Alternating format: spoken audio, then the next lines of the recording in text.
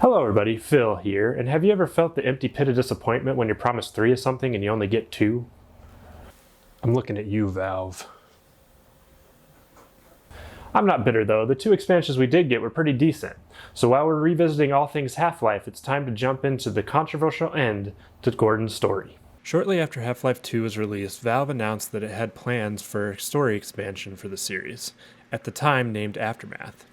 They were going to release them in small episodic chunks instead of a full-length game, because they felt that players didn't want to wait another 6 years to get more Half-Life. The plan was to release a trilogy of episodes by Christmas of 2007, but we would later learn in coming years that Valve has a problem with 3s. But at the time, everyone is excited to get their hands on some more Half-Life.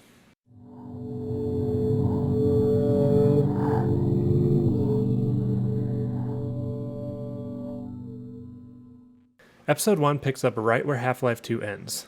As the reactor explodes, G-Man extracts Gordon from the explosion, and Alex is saved by a group of Vortigaunts. The same Vortigaunts teleport Gordon away from the area. Gordon is found by Alex's mechanized pet dog and reunites with Alex. She contacts her father and Dr. Kleiner, who have escaped the city. Kleiner tells them that the Citadel core is going to explode and will destroy City 17. Alex and Gordon make their way back into the Citadel to stabilize the core. Alex learns that the Combine are trying to accelerate the destruction of the Citadel by sending a transmission packet to their homeworld.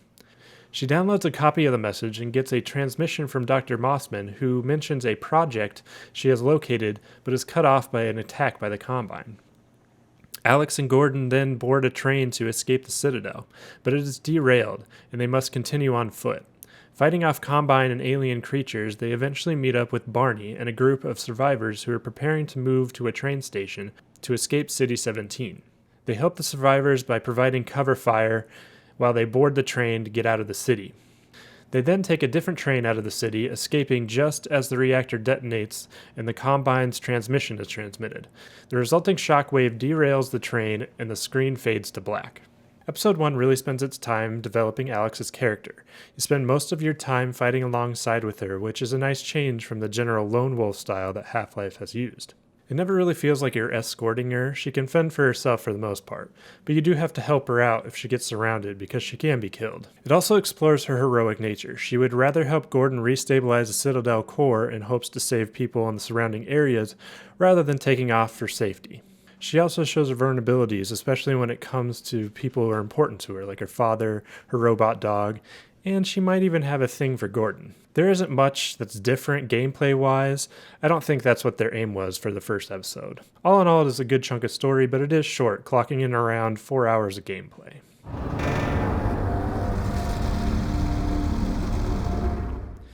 Episode 2 picks up with Alex and Gordon escaping the wreckage of the derailed train that they used to escape City 17. They find an old transmission station and establish a connection with Dr. Kleiner and Alex's father, Eli. They are at a base called White Forest and inform the two that they believe they may be able to close the portal using a copy of the Combine transmission codes Alex is carrying. As they make their way to White Forest, Alex is critically wounded by a Combine hunter. A Vortigaunt guides them to a resistance shelter, and Gordon collects some larval extract in the nearby antlion colony so the Vortigaunts can use it to heal Alex. While Alex recovers, Gordon is contacted by the G-Man, and he hints that Alex is important to his plans, and reveals that he saved her life back in Black Mesa despite objections from an unknown third party. He tells the unconscious Alex to tell her father to prepare for unforeseen consequences. Yeah, you know, those ones. When Alex recovers, her and Gordon continue to White Forest with an old resistance vehicle fighting through Combine forces and taking on a Combine advisor. Once at White Forest, they reunite with Dr. Kleiner, Eli, and Dog, and are introduced to Dr. Arne Magnuson, a kind of egotistical man.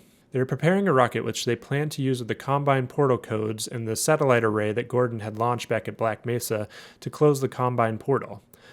Lots of nice callbacks here. The Combine attack the base, but Gordon fends them off. Alex gives Dr. Kleiner the message that Dr. Mossman had recovered from the Citadel. It contains footage and the coordinates to Borealis, an Aperture Science research vessel, which had vanished alongside with the surrounding dry docks, according to Dr. Kleiner. He insists that it can be used to aid the resistance effort, but Eli feels that it is impossible to control and must be destroyed. They eventually agree that Alex and Gordon should travel to Borealis and attempt to find Mossman. Alex unknowingly delivers G-Man's message to Eli and it troubles him. When Eli has a moment alone with Gordon, he reveals that the G-Man was the person who provided the test samples that caused the Black Mesa incident, and he had whispered the same warning to him as Gordon entered the test chamber, and promises to explain everything when the portal is closed. While they prepare the rocket for launch, White Forest comes under attack by Combine. Gordon fends them off with an experimental explosive created by Dr. Magnuson. The rocket is launched and the portal is closed, trapping the remaining Combine on Earth. As Alex and Gordon leave for Borealis, Eli warns Gordon about the ship's cargo. The three of them head to a hangar to board a helicopter, but two Combine advisors burst their way in to the hangar and restrain them. As Eli tries to free them, he is killed, and as they try to kill Alex, Dog comes and chases them off. The game ends with Alex sobbing and holding her dead father, and we will never know what happens after that, because Episode 3 never came to be. Episode 2 sets out to tie as many events from the story together. It calls back many events throughout the series and even attempts to tie in the Portal series into the same universe. But it leaves you with as many questions unanswered, and what's worse, it leaves you with the most tragic cliffhanger that's never been resolved to this day. Well, sort of. Series writer Mark Laidlaw did make a short fan fiction of how he believed that Episode 3 would have played out by the name of Pistol 3. This left the fanbase clinging to the hopes that one day Valve would bring back the series and finish Gordon's story, but it never happened. So there you have it, our journey of Half-Life is over. Well, at least for now. There's plenty of spin-offs and ports that we can explore in the future, and of course I'll cover Half-Life Alyx as well. But for now I'll be leaving it there. I had a lot of fun revisiting these iconic classics, and I hope you enjoyed the ride as well. Thank you everybody for watching. If you liked this video, hit that like button. If you really liked it, hit subscribe. I've been Phil, this has been another Game Spotlight, and I will see you in the next one. Goodbye!